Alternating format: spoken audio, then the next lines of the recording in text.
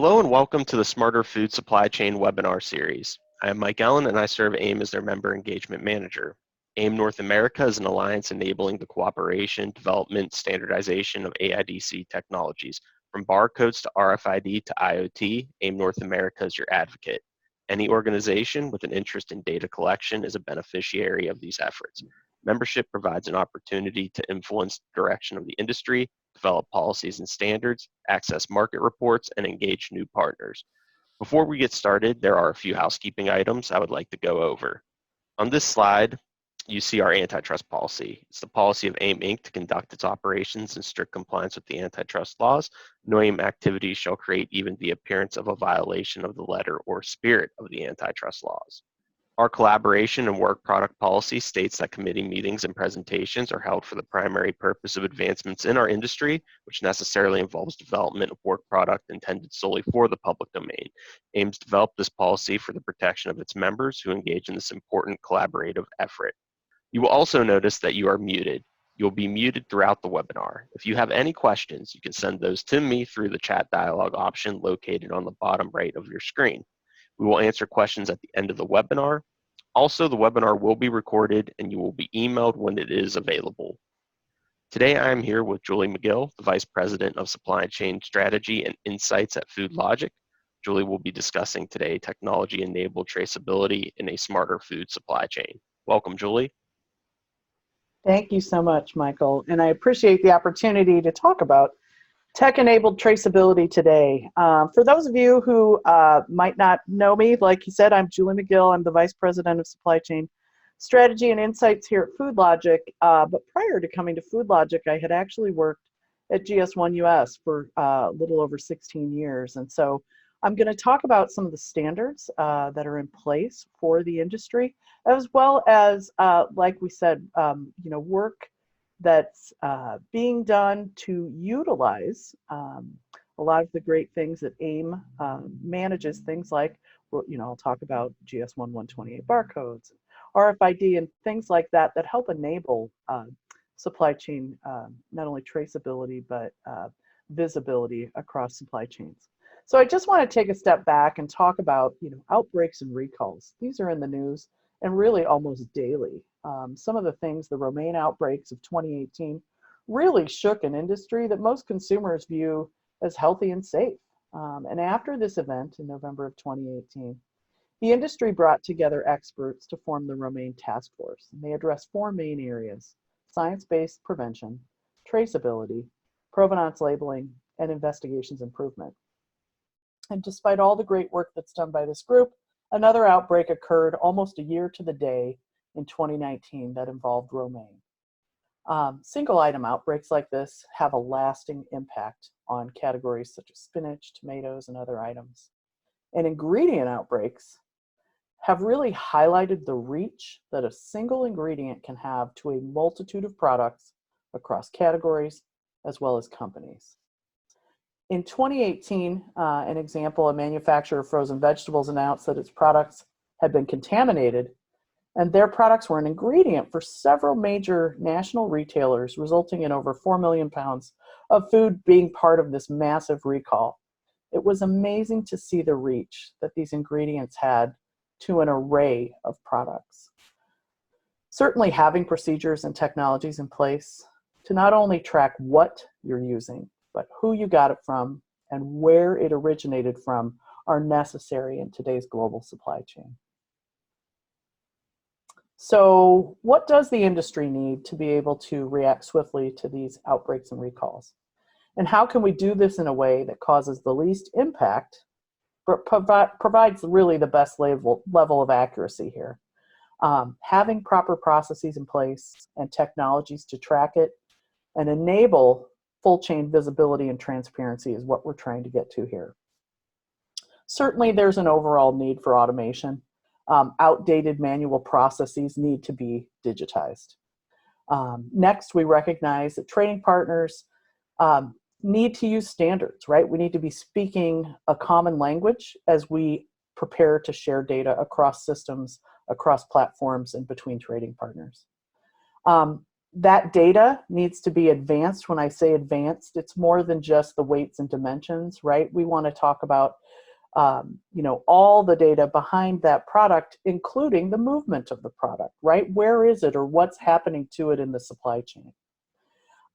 Transparency, we need this, and we really need that speed to data. That is key in the world that we're in today.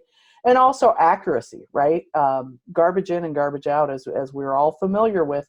Product data needs to be accurate, it needs to be current, and it needs to be correct. And a lot of the things that AIM enables allow for that automatic capture of data, which can ensure that we don't have that human intervention where things might be entered incorrectly.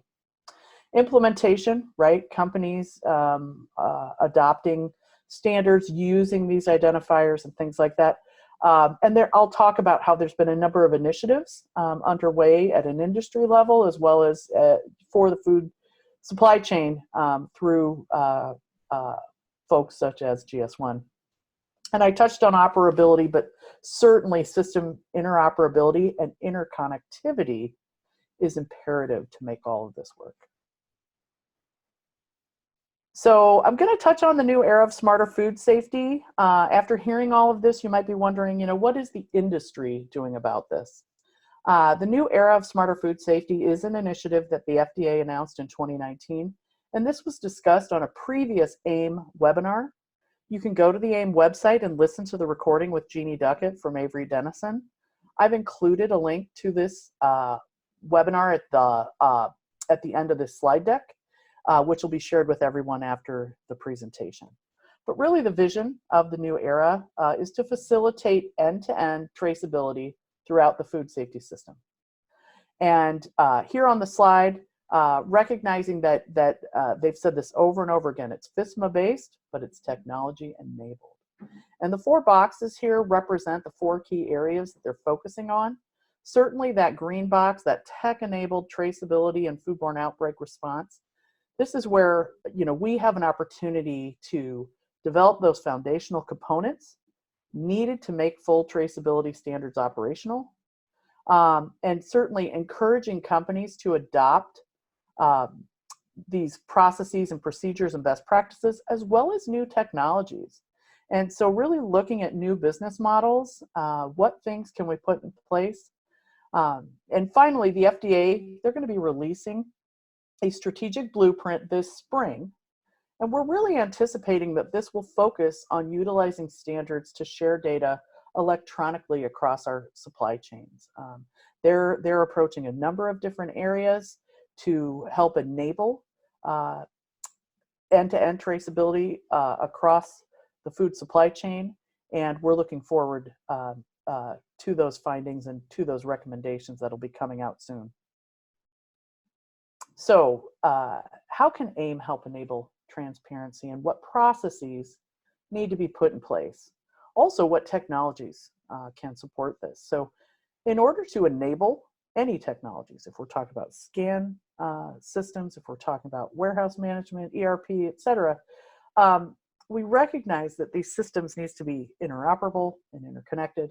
And with that, we need to start with a solid foundation of standards. Certainly using standardized identifiers for products and locations, and having a standardized way to capture and share the data is key. Using data carriers such as GS1-128 barcodes and things like RFID allow for product information to be shared automatically. Partners do then need to share that data both in their internal systems, but also with external partners. And that's where, speaking the same language and using standards enables that, right? If everyone's using proprietary solutions, we're going to have a lot of data, but we're not going to be able to make sense of that data. And so recognizing that these things are in use today, there are a number of industry initiatives that are driving the use. As I mentioned before, GS1 has initiatives for both food service and grocery, as well as blockchain, where trading partners are coming together to discuss their supply chains and understand how can I use standards to enable this full chain visibility that we're talking about. Other initiatives that folks might be familiar with, many categories: produce, proteins, dairy, deli, bakery, and many others have had initiatives underway. I mentioned the Produce Traceability Initiative and the Romaine Task Force just as a tie-in to all the things that have been happening with Romaine. And these groups have industry experts that have come together to put best practices in place, lots of documentation, et cetera, that's available to their industry partners. And really all of these initiatives, they are focused on tech-enabled traceability. How do we achieve this? We recognize that it will take the use of standards and changing some of the processes that we have today to make all of this work. GS1 has a very simple concept to enable all of this. It's identify, capture, and share. So at the top of the page where you see the blue line, GS1 recommends that companies use globally unique identifiers to identify products and locations across their supply chains. So you see there's global location numbers, or GLNs, for the different buildings across this. And then for the product itself, the each, the case, the pallet, has something called a global trade item number, or a G10. Next, we've assigned these identifiers. So in the example of like a G10 for the product, now I need to pick a data carrier. And so on the left-hand side here, if I'm at point of sale, I'm going to use probably a UPC. But if I'm talking about case level traceability, I'm probably going to go over to the right-hand side here and use a GS1-128 or even an RFID tag to be that data carrier, to carry that data. So I'm going to encode that G10, but I'm also going to put other information in that, like batch lot information, dates, things that need to be automatically captured beyond the G10, right? If I have the G10, I know what the item is, but if I have things like batch lot or serial numbers, now I can get down to that case level and trace that product. Finally, at the bottom of the page, talk about data exchange. I talked about this before, but using those standards for product master data, for transactional data, and then that physical event data.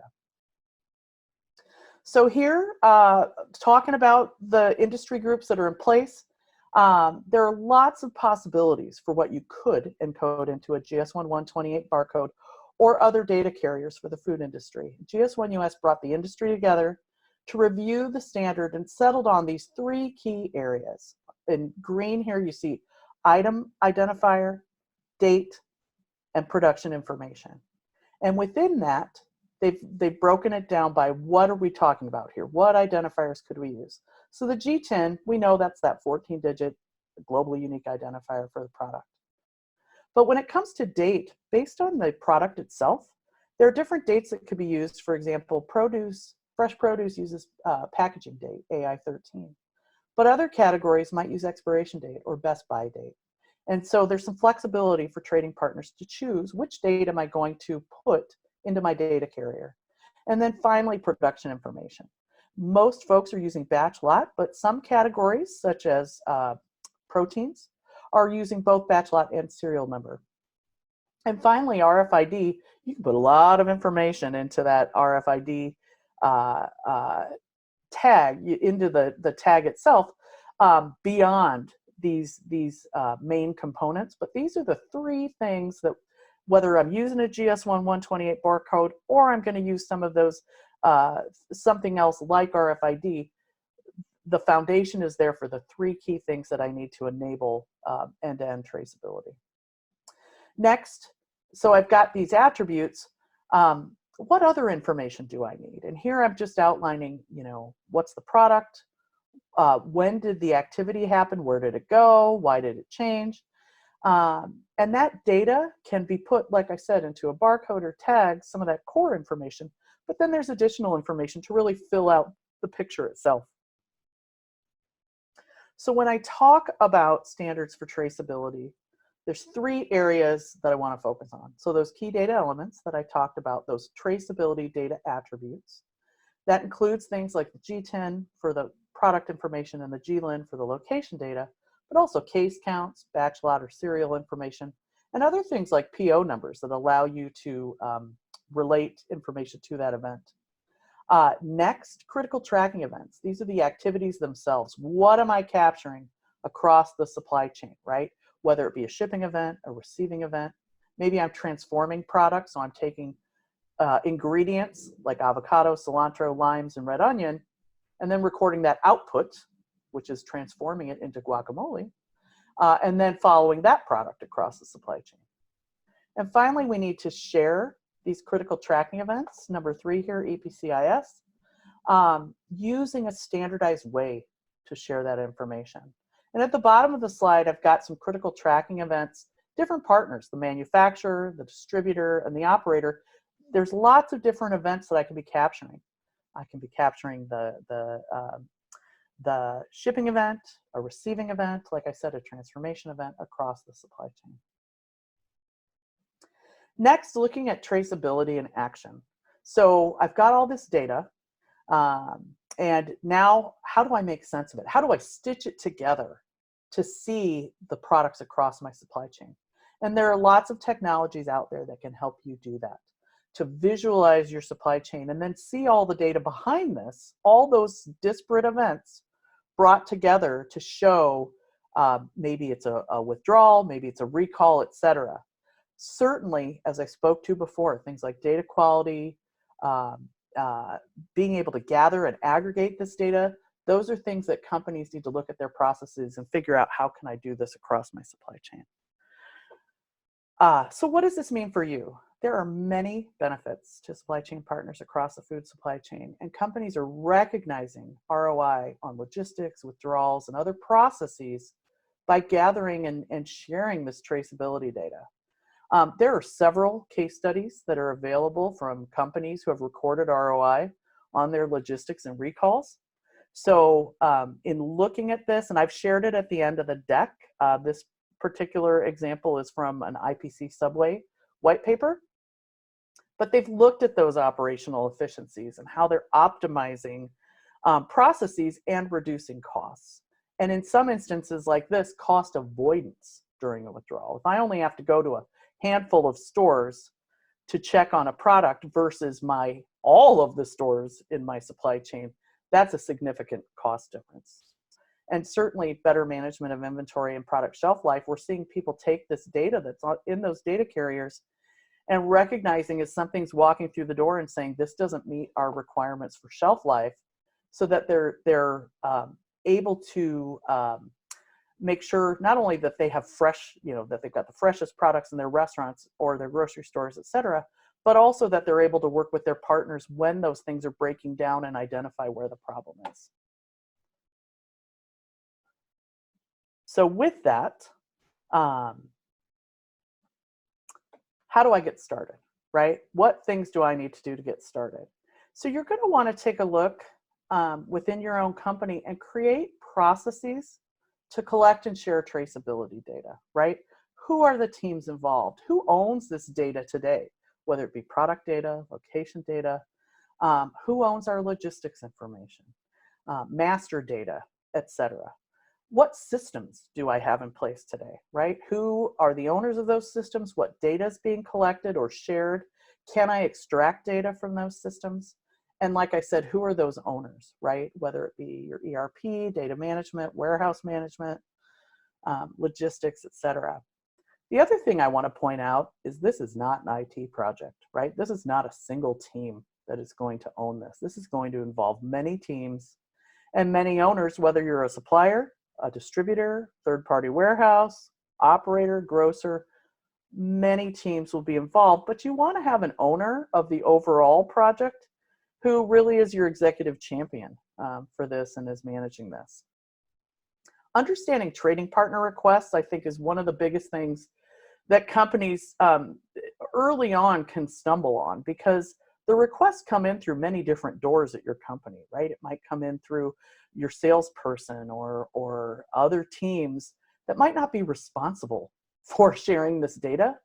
But you want to educate your internal team so that they know when we get a request and they say, hey, we want to do traceability, who does that go to? Where does it get directed to? And who are the teams? Who are the teams that own it? And what are the processes that get kicked off when you do get those requests? And finally, identify gaps, right?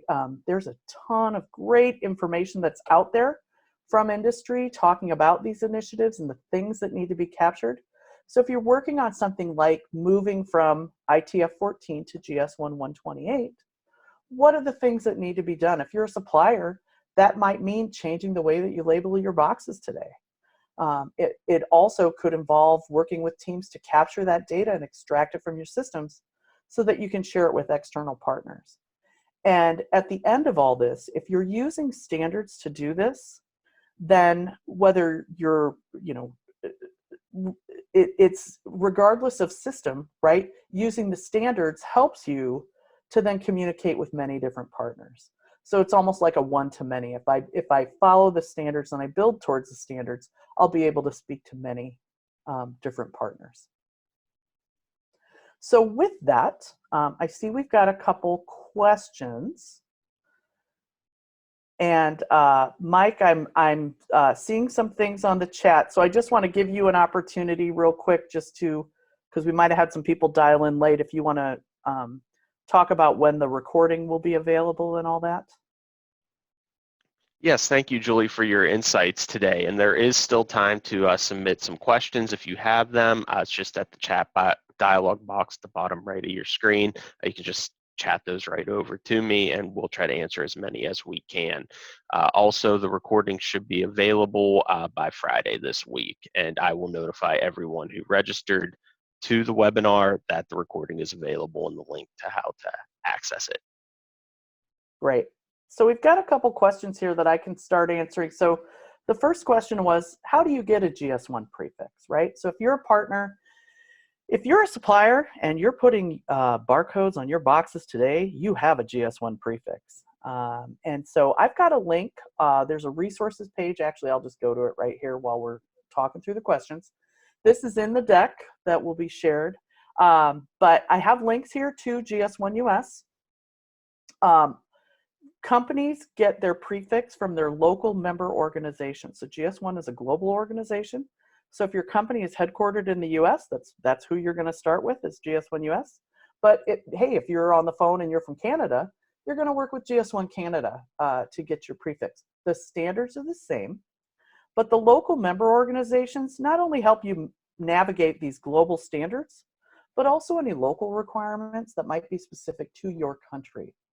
And so that's why we have local, that's why GS1 has local member organizations. So they have their pricing on the GS1 website. It's publicly available, and it's based on the amount of capacity you need. So if you're, say, a distribution or a distributor and you have 8 warehouses, then you might only need capacity for 10. They come in increments of 10. You might only need capacity for 10. But if you're a large grocer and you have thousands of grocery stores, then you're going to need a higher capacity, maybe 1,000 or 10,000, so that you can enumerate all of your locations. The next question I'm seeing is there a specific way to submit a shipment record, or are there multiple methods? That is a great question. So depending on the partners that you need to send data to, you might need to send data to a blockchain. You might need to send data to a SaaS provider. You might need to send data point to point from, say, supplier to distributor. So when you're sharing data, you're going to want to work with your partners who are asking for the data to understand what are their capabilities. What I will say that I've seen in the industry is that most solutions have multiple ways to load data. So I'll just give an example. I work for FoodLogiQ. FoodLogiQ is a SaaS-based traceability solution. We have 6 different ways you can load data. You can use our UI and key it in. We have a CSV, we have FTP, EDI, API, and we also have an app that you can use to scan and share data. And most solutions have many different ways to load, like I said, just like FoodLogiQ does, but you'll want to work with them to understand what you can use. Another good example is that if you are an EDI, a company that uses the EDI to share data, for example, many companies can take an advanced ship notice or an EDI 856. They can take the data from that and create a shipping event, because that's essentially what an ASN is, right? It's telling you about shipping data. So work with your partner to understand what data loading methods they offer. And so that's definitely something that you know, like I said, there's lots of different ways to load the data, but you're going to want to understand what the capabilities are for your partner. How can we get more information on when the FDA will release guidance on supply chain interoperability? And how might AIM members get involved in this discussion? I have a link at the bottom of the page here that will be shared with you that will take you to the FDA website. It has all the information for the new era of smarter food safety. They released a document called Food for Thought that has information about the different areas that they are focusing on.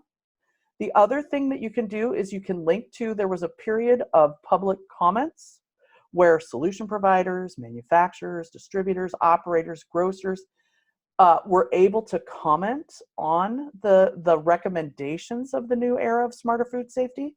That information is publicly available. So if you want to go out and read that information, you can go out and see the different comments. AIM did provide public comment for the new era of smarter food safety.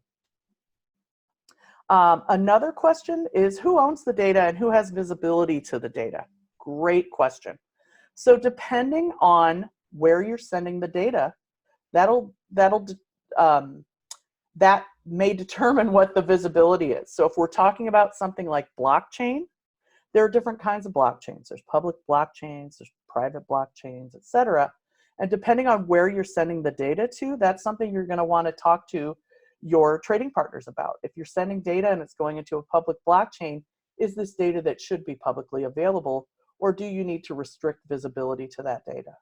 The same can be said for other solutions. For example, in FoodLogiQ, trading partners can restrict and manage visibility by product, by location, by trading partner, etc. And that's also how other solutions work.